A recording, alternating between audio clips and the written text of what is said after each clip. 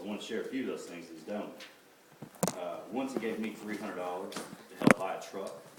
I later found out that he was saving that money for something that he wanted. He helped several elderly and handicapped people at Harriman Gardens on a daily basis. Sometimes it was getting food, helping bathe them, or helping with medical care.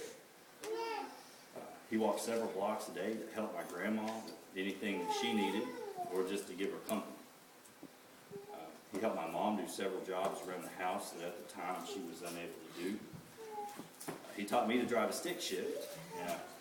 Darn near tore the clutch out of his truck, but he let me continue until I got it right. And a couple months later, he had to replace his clutch. He was always the first to volunteer to help me anytime I needed it, whether it be with a house or whatever it was. He'd always volunteer. He also once beat someone up just simply because they pushed me. Didn't even hurt me or threaten me, but he was very protective. He taught me about music and art, fixed my computers when I would break them. He always told me how proud of me he was, and how much he loved me. He got to hold my little girl, and he got to play with both my sons in the yard before he passed. He told me I was lucky to have a beautiful wife and a loving household, but that's not the life that he wanted. He was a wonder, and that's the way he liked it. He didn't like structure. It wasn't in his vocabulary. To a point, I envy his courage, and I definitely envy his spirit. He, of course, had his battles. It was a battle that ultimately took his life. Addiction's a very real thing. We've all dealt with it, for over a decade. There's not a family anymore that doesn't deal with it. It can completely alter a person's behavior, their demeanor. Priorities change, and responsibilities shift towards an addiction. However, I don't let that define me. He was a brother, a son, a grandson, an uncle, and a friend. The message I have for families is to never stop showing love. If showing love means you have to push them away, then do it. Of course, help them all you can, but when addiction overpowers the ability for love to shine, the battle cannot be won. When addiction is present in the absence of love, it only leaves room for the addiction to grow. The result may be the same as here today, but Rob knew he was loved always. It's okay to love from a distance, but it's not okay to be resentful up close and hateful, because the only thing that can pull somebody out of addiction is love for themselves, family, and for God. I have no regrets, and neither should any of my family. We showed him love and support always, especially my mother. Sometimes it was from a distance, sometimes it was tough love, but it always shined through, and he always knew it. I can't give any real advice to an addict at this point.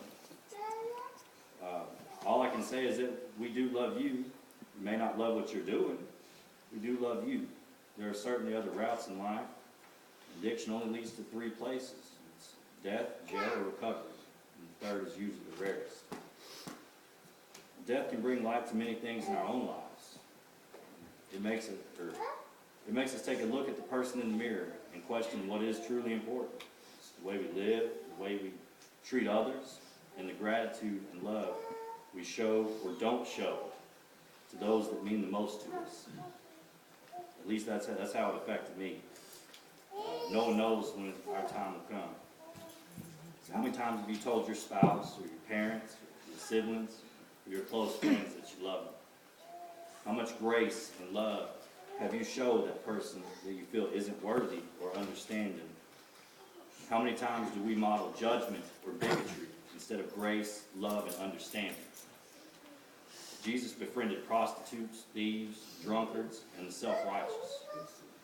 He loves equally because no sin is greater or worse, no matter how much you try to justify it. My brother loved his friends and family with all his heart. He would not say bye to me without ever saying, "I love you." He never judged me or anyone else.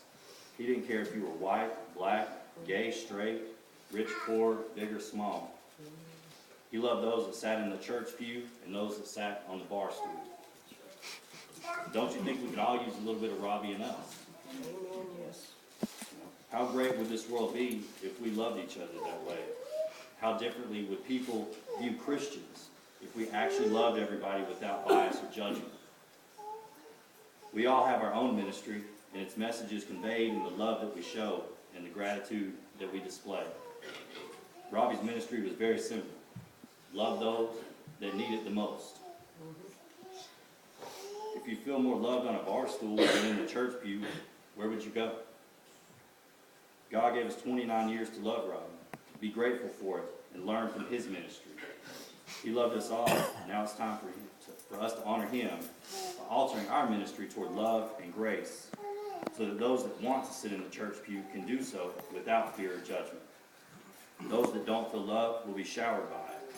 Those that seek refuge in the wrong places will seek refuge in God and family. I don't say this to make anyone feel bad. We all love Robbie. I say this because in myself I've seen these things. I don't say I love you enough or show enough gratitude.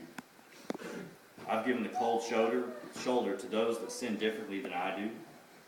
But who am I? And who are you? So in closing, I say honor my brother with your ministry. Show love, show grace. Instead of a cold shoulder, give a warm hello. Putting Christ back in Christmas means giving, caring, and love. Vision is not obtained by calling those blind. Fill your heart and infect others with love so there's no room for evil or hate. Grace is contagious. Spread it furiously. Be the change this world needs and let your ministry show it. Be Robbie.